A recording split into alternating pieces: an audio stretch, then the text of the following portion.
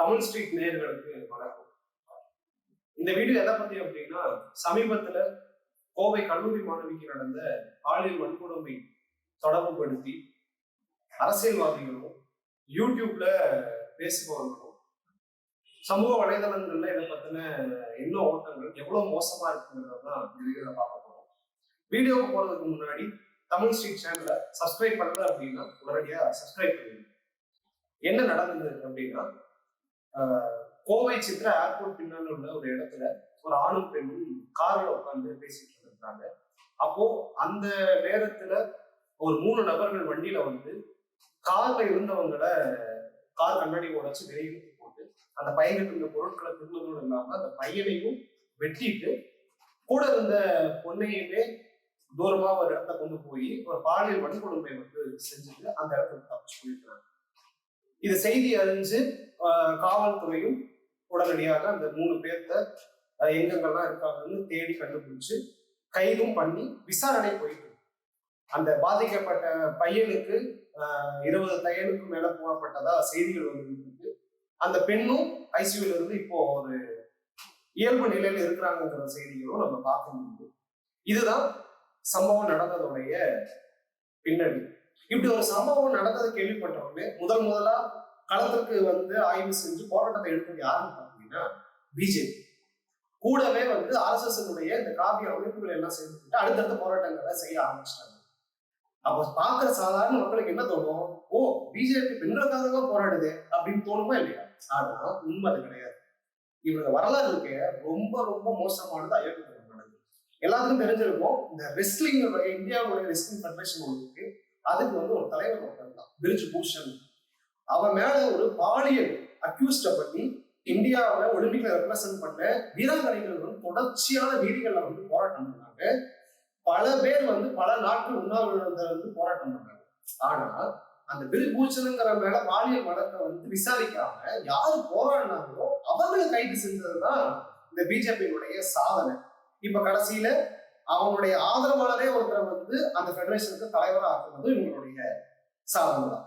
2வது, மணிப்பூர்ல நடந்த கலவரத்துல ஒரு ராணுவ வீரர்களுடைய மனைவி, இவங்க யாரெல்லாம் தேசப்பற்று எல்லையில் ராணுவ வீரர்கள் எல்லையை பாதுகாப்பு பாரதமா தான் பேசுறாங்களோ அப்படிப்பட்ட ஒரு ராணுவ வீரர்களுடைய மனைவிய நிர்வாணமா இழுத்துட்டு வந்து அதை வீடியோ எடுத்து சமூக வலைதளங்கள் முழுக்க பரப்புறாங்க. இறுதியில அந்த அந்த பெண்ணை வந்து பாலியல் வன்கொடுமை செஞ்சதை வந்து செய்திகள் முழுக்க நாரடிச்சதை நம்ம பார்த்துருக்கோம்.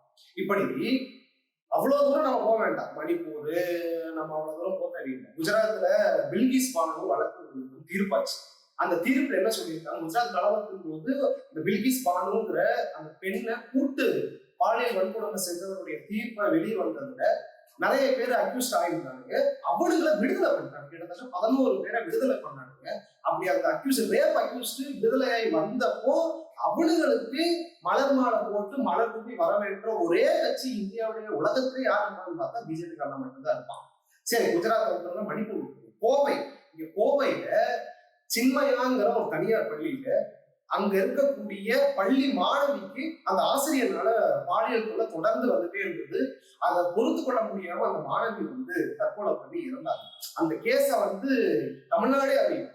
அந்த இடத்துல கூட சின்மயா பள்ளி நிர்வாகியை அரெஸ்ட் பண்ணணும்னு சொல்லிட்டு கோயம்புத்தூர் மக்கள் அனைவருமே குரல் கொடுத்துருந்த போது இந்த அர்ஜுன் சம்பத் போன்ற இந்த காவிய அமைப்புகளை சார்ந்த ஆட்கள் என்ன பண்ணாங்க அப்படின்னா, சின்மயா பள்ளி மேலதான் எந்த தப்பும் இல்லைங்க, உங்க பொண்ணுக்கு வேணா நாங்க ஏதாவது ஒரு செட்டில்மெண்ட் பண்ணி தரோம் அப்படின்னா அந்த குடும்பத்துக்கிட்ட வந்து அந்த பள்ளிக்கு ஆதரவா இவனுங்க வந்து வக்காலத்து வாங்கிட்டு இருந்ததுதான் இவங்களுடைய லட்சணம். இவனுங்கெல்லாம் வந்து இன்னைக்கு வந்து நாம பெண்கள் உரிமை, பெண்கள் பாதுகாப்பு அப்படின்னு பேசினா எவனாவது நம்புவானா? அடுத்தது இந்த யூடியூப் வரும். இந்த யூடியூபை திறந்தோம்னால கசகச லைக்ஸ் கேவலமான தலைப்பு வச்சுட்டு இஷ்டத்துக்கு வாய் எதுவும் பேசிட்டு இருக்கானோ இவனுக்கு புலன் விசாரணையில பட்டம் வாங்கின மாதிரி டாக்டரேட் வாங்கின மாதிரி கதையா விட்டுக்கிட்டு இருக்காங்க. அதுல ஒரு பத்திரிகையாளர் பேசியிருக்கான் யூடியூப்ல, உமாபதினு அவங்க வந்து ஏற்கனவே வந்து ஜேர்னலிஸ்ட் துறையில இருந்த ஆளு போயிருக்காங்க. நைட்டு அந்த பக்கமா போயிருக்காங்க. இந்த வண்டி ரொம்ப நேரமா தனியா நிக்குது அப்படின்னோடனே தனியா நிக்குது, ஆடிக்கிட்டு இருக்கு வண்டி. என்னடா நடக்குதுன்னு உள்ளே போய் பார்த்துருக்காங்க. உள்ளே வேற ஒரு ரூபத்தில் இருந்திருக்காங்க. உடனே கருவாலை வச்சு கொத்தி இது பண்ணி இந்த மாதிரி அவ்வளோ அடிச்சு அந்த பொண்ணை அந்த மாதிரி பண்ணி விட்டாங்க. ஒரு ஒரு ஜேர்னலிஸ்டா இருக்கிற கொஞ்சம் கூட உனக்கு வந்து ஒரு அறம் இல்லையா? அவர் சொல்றாரு, என்ன சொல்றாருன்னா, அந்த 3 பேர் அந்த சம்பவ இடத்துல வந்துட்டு இருக்கும்போது தூரத்துல இருந்தாங்களாமா. அப்ப தூரத்துல இருந்து பார்க்கும்போது என்னடா ஒரு கார் வந்து குலுங்கிட்டே இருக்குதே அப்படின்னு பார்த்தாங்களா. பார்த்துட்டு சரி கிட்ட போய் பார்ப்போம் அப்படின்னு போகும்போது உள்ள ஒரு பையனும் பொண்ணு இருந்தாங்கன்னா, சரி ஒருவேளை இந்த பையன் வந்து அந்த பொண்ணை தள்ளிட்டு தான் வந்திருப்பான், அப்ப நம்மளும் அனுபவிச்சா என்ன அப்படின்னு யோசிச்சு இதை செஞ்சிருக்கலாம் அப்படின்னு ஒருத்தன் சொல்றான். இப்படி எவனாவது யோசிக்க முடியுமா? மனுஷனா இருக்க எவனாவது யோசிக்க முடியுமா? இன்னும் கூடுதலா இப்ப என்ன சொல்றாங்கன்னா, நிர்பயா கேஸ வேற இதுக்கு துணைக்கு எடுத்துக்கிட்டான். ஏங்க அப்ப நிருபர் கேட்கிறாரு, எங்க நிர்பயா இதே மாதிரி தானே பாலியல் குற்றம் நடந்தது, இந்தியாவே அது பெரிய போராட்டம் எடுத்துச்சு, அது உங்களுக்கு கருத்து என்னங்க அப்படின்னு கேட்கும்போது அவன் சொல்றாங்க, நிர்பயாவுக்கு வந்து வாய் கொழுப்பு, அது வந்து வாய் கொழுப்புனாலதான் இந்த மாதிரி எல்லாம் நடந்தது அப்படின்னு ஒருத்தன் சொல்றான். டெல்லியில நடந்தது பாருங்க நிர்பயா. நிர்பயா வந்து வாய் திமிர்னால் நடந்தது, புரியுதா? அது நிர்பயா மேட்டர். தமிழ்நாட்டுல உட்காந்துக்கிட்டு இப்படி ஒருத்தன் பேசுறாங்கன்னா எவ்வளவு ஒரு ஆணாதிக்க சிந்தனை இருக்கும், எவ்வளவு ஒரு மோசமான மனநிலை இருப்பான். எப்படி இவன் தான் யூடியூப், இவன் தான் எப்படி வந்து ஜேர்னலிஸ்டா இருக்க முடியும் எனக்கு தெரியல. என்னது இவன் ஜேர்னலிசம் படிச்சிருக்கிறா தெரியல. இன்னும் 2-3 யூடியூபர்ஸ் எல்லாம் எடுத்து பாத்தீங்கன்னா எல்லாருமே சொல்ல வர்றது என்னன்னா, அந்த பொண்ணு ஏன் 11 மணிக்கு மேல அது போச்சு, அந்த பொண்ணுக்கு 11 மணிக்கு மேல அங்க என்ன வேலை, இதைத்தான் திரும்ப திரும்ப திரும்ப திரும்ப கேள்விட்டு இருக்கான். ஆனா நீங்க ரியல் வேர்ல்ட்ல வந்து பாத்தீங்கன்னா, கமிஷனர் கோயம்புத்தூருடைய சிட்டி கமிஷனர் என்ன சொல்றாரு, எந்த ஒரு தனி மனிதருக்கும் எந்த நேரத்திலும் எங்கேயும் செல்ல உரிமை உள்ளது, அதை வந்து யாரும் கொச்சைப்படுத்தக்கூடாது, யாரும் அந்த பெண்ணு பாதிக்கப்பட்ட பெண்ணை வந்து நீங்க விமர்சிக்கக்கூடாது, ரொம்ப தெளிவா ஒரு ஸ்டேட்மெண்ட் கொடுக்குறாரு. அவரே சொன்னதுக்கு அப்புறம் இவனுங்கெல்லாம் யாரு இவனுங்க உட்காந்துக்கிட்டு லைக்ஸ் வாங்குறதுக்காக ஒரு கொச்சையான தலைப்பை வச்சுக்கிட்டு கொச்சையான மொழியில பேசிக்கிட்டு அந்த பொண்ணை திரும்ப திரும்ப அசிங்கப்படுத்திட்டு இருக்காரு. கொஞ்சமாவது சென்ஸ் இருக்கா? சரி இவனுதான் இப்படி இருக்கான்னு பார்த்தா, அரசியல் பொது மேடையில ஒரு கட்சியினுடைய தலைவர், கொங்கு நாடு தேசிய மக்கள் கட்சிங்கிற அவருடைய அந்த கட்சியினுடைய தலைவர் கொங்கு ஈஸ்வரங்கிற நபர் திமுக கூட்டணியில அவர் இருக்காரு. அவர் என்ன பேசுறாரு, இரவு 11 மணிக்கு மேல அந்த பொண்ணுக்கு அங்க என்ன வேலை, இதனாலதான் சமூக சீரழிவு ஏற்படுது அப்படின்னு பொது மேடையில பல நூறு தொண்டர்கள் பத்தி இப்படி பேசுறாரு. இரவு 11 மணிக்கு மேலே விமான நிலையத்தின் பின்புறம் விளக்கு வெளிச்சம் கூட இல்லாத இடத்திலே இருந்தார்களே, அந்த சமூக சீரழிவை எப்படி தடுப்பது? நான் கேக்குறேன், யுவராஜ் ஒருத்தர் இருந்தானே, அவன் என்ன பண்ணிட்டு இருக்கான் தெரியுமா? ஜெயில பாத்ரூம் கழுவிட்டு இருக்கிறான். அவன் என்ன போராட்ட தியாகியான சுதந்திர போராட்டத்துக்காக போராடி போய் ஜெயிலுக்கு போயிருக்கிறான். அவனுக்கு ஆயுள் தண்டனை கிடைச்சிருக்கு. எந்த வழக்குல தெரியுமா? ஒரு பெண் ஒரு பையனை காதலிச்சாங்கிற அடிப்படையில சமூக ஆணவ படுகொலை பண்ணியிருக்கிறான். எப்படி நீ எந்த சாதி பொண்ணா வந்து நீ பேசலாம்? அதுவும் அந்த பையன் வந்து லவ் கூட பண்ண கிடையாது, உட்காந்து பேசிட்டு இருந்திருக்கிறாங்க. எந்த சாதி பொண்ணு கூட பேசுறது நீ யாரான்னு சொல்லிட்டு அந்த பையனை கொண்டிருக்கானுங்க, வெட்டி கொண்டிருக்க ஆணவ படுகொலை. அந்த வழக்கம் உள்ள போயிருக்கிறான். இவன மாதிரி சாதி வெறி நாயங்கள்லாம் இருக்கிறனால சமூக சீரழியாமா, 11 மணிக்கு அந்த பொண்ணு அங்க போனதுனால சமூக சீரழிவு வந்துருச்சாமா. எப்படி இவங்க எல்லாம் திமுக வந்து கூட்டணி வச்சு சீட் தந்துட்டு இருக்காங்கன்னு தெரியும். இப்படிப்பட்ட ஆட்களை வச்சுக்கிட்டு தான் திமுக வந்து சமூக நீதி பேசுறது வந்து எப்படி சரியா இருக்கும்? அப்ப சமூக நீதி உண்மையா பேசுற திமுக அரசா இருந்தது அப்படின்னா இந்நேரம் இதுக்கான நடவடிக்கை எடுத்திருக்கணுமா இல்லையா? கூட்டணியில இருந்து விலக்கி வச்சிருக்கணுமா இல்லையா? எதுவுமே பண்ணாம இப்படி விட்டு வச்சிருக்கிறத வந்து திமுக எவ்வளவு பெரிய பேக் ஃபயர் ஆகுங்கிறத இந்த எலெக்ஷன் நம்ம பார்த்தோம். இப்படி தொடர்ந்து இந்த மாதிரியான பாதிக்கப்பட்ட பெண்களையே குற்றம் சொல்லிட்டு இருக்காங்க. இந்த 96 படத்துல வர அந்த காலேஜ் பொண்ணா ஒரு புள்ள நடிச்சிருக்கு. அந்த புள்ள ஒரு படம் நடிச்சு பிரஸ் மீட் கொடுக்குது. அதுல ஒரு ஜேர்னலிஸ்ட்ங்கிற ஒரு நாய் கேட்கறான். என்ன கேட்கறான்னா, உங்க வெயிட் என்ன மேடம், நீங்க எப்படி இப்படி குண்டாயிட்டே போயிட்டு இருக்கீங்க இப்படி ஒருத்தன் கேட்கறான். ஏண்டா ஒரு பொண்ணை பார்த்து உடனே கேட்கறதுதான் ஒரு வேலையா? இதுதான் வந்து உனக்கு வந்து ஜேர்னலிசம் படிச்ச லட்சணமா?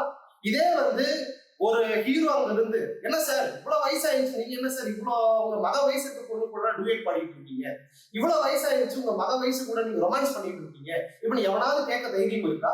இல்ல சார் உங்க மண்டையில இருக்கிறது ஒரிஜினல் முடியா இல்ல விக்கா அப்படின்னு எவனாவது கேட்க முடியுமா? அது எப்படி ஒரு பொண்ணுனா மட்டும் என்ன எவ்வளவு மட்டமா பேச முடியும், பாடி ஷேமிங் பண்ண முடியும், என்ன கேள்வினாலும் கேட்ட முடியும்? இந்த மனநிலை இருக்குல்ல, இதுதான் பிரச்சனை. இது எல்லா துறையிலும் இருக்குது. ஒரு பொண்ணுன்னா அது எவ்வளவு இழிவா நம்ம நடத்தலாம், அவளை நம்ம ரொம்ப இழிவா தூக்கி பேசலாம், அவளை எப்படினாலும் கமெண்ட்ஸ் பண்ணலாம்ங்கிறது இந்த மனநிலை தான் இப்படி சுத்தி சுத்தி சமூகத்துல எல்லா விதத்திலையும் பிரதிபலிச்சுக்கிட்டே இருக்கு. இப்போ இவனுக்கு எல்லாம் சேர்ந்து என்ன பேசுறானுங்க, அந்த பொண்ணுதான் பிரச்சனை, இந்த பாதிக்கப்பட்ட பொண்ணுதான் பிரச்சனை அப்படி அப்படின்னு சொல்றீங்க. சரி நான் கேட்கிறேன், அந்த 3 பேருக்கு அங்க என்ன வேலை? 11 மணிக்கு மேல இருட்டுல அந்த 3 பேருக்கு, அதுவும் ட்ரிபிள்ஸ்ல, அது கோயம்புத்தூர் சிட்டிக்குள்ள அருவாளோட அங்க என்ன வேலை? என்ன நாத்து நட போனானுங்களா? என்ன பண்ற வேலை அவனுங்களுக்கு? அப்போ அதை எவனாவது கேட்டீங்களா? அவனுக்கு அப்படிதான் இருப்பானுங்க. ஆனா பெண்கள் பாதுகாப்பா இருக்கணும் அப்படின்னா அப்படி யாரு வக்காலத்து வாங்குற? அந்த 3 பேருக்கு வக்காலத்து வாங்குறியா? அப்போ இவன் இந்த 3 பேருக்கு வக்காலத்து வாங்குற விதமா தான் அந்த பாதிக்கப்பட்ட பொண்ணுவே திரும்ப திரும்ப சொல்லிட்டு இருக்கியா நீ? ஒருவேளை அந்த பொண்ணு எல்லாம் இயல்பு நிலைக்காகி உடம்பு எல்லாம் தேறி மனதளவுலையும் தேறி வெளியே வருதுன்னு வச்சுக்கோங்களேன். வெளியே வந்து ஏதாவது யூடியூப் பார்த்தது அப்படின்னா இந்த மாதிரி எல்லாம் பேட்டியை பார்த்தா மறுபடியும் எவ்வளவு பெரிய டிப்ரெஷனுக்கு அந்த பொண்ணு உள்ளாகும், எவ்வளவு பெரிய உளவியல் சார்ந்த சிக்கலை வந்து அந்த பொண்ணு எதிர்கொள்ள நேரும். அந்த பையனுக்கு வெட்டு விழுந்திருக்கும், அந்த வெட்டுக்காயம் தழும்பாதான் இருக்குமே தவிர அந்த பொண்ணுக்கு அவங்க அந்த சமூகத்துல திரும்ப திரும்ப அந்த பட்டம் கட்டுறது இருக்கு, அது வாழ்நாள் முழுக்க அந்த பொண்ணை வந்து வெளியே தலகாட்டம் பண்ணுமே. அப்போ அந்த பொண்ணோட மனநிலையில இருந்தாலும் ஒவ்வொரு விஷயத்த நம்ம பேச வேண்டியதா இருக்குது. பாதிக்கப்பட்ட பொண்ணவே தப்பு சொல்றது, பாதிக்கப்பட்ட தரப்பவே குற்றம் சாட்டிட்டு இவனை யாரை காப்பாத்துறானுங்க அப்படின்னா இந்த பாதிப்பை ஏற்படுத்தினாம அந்த 3 பேர் வந்து பண்ணாம அவனை காப்பாத்துறாங்க. அப்ப அந்த 3 பேர் பண்ணது எவ்வளவு பெரிய அயோக்கியத்தனமான வேலையோ அதுக்கு ஈடு இணையானதுதான் இவனுக்கு வந்து அந்த பாதிக்கப்பட்ட பொண்ணவே வந்து குத்தம் சொல்றது. அப்ப இவங்க 2 பேரும் கிட்டத்தட்ட ஒண்ணுதான். இவன் வாயால அபியூஸ் பண்றான், அவன் பிசிக்கலா அபியூஸ் பண்றான். இப்ப ரெண்டுக்கும் என்ன வேறுபாடு இருக்குன்னு நினைக்கிறீங்க?